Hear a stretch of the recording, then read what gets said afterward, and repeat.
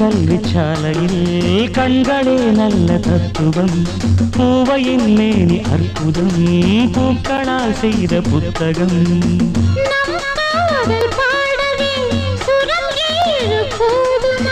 நம் நேசம் பேசவே ஒரு பாஷை போதுமா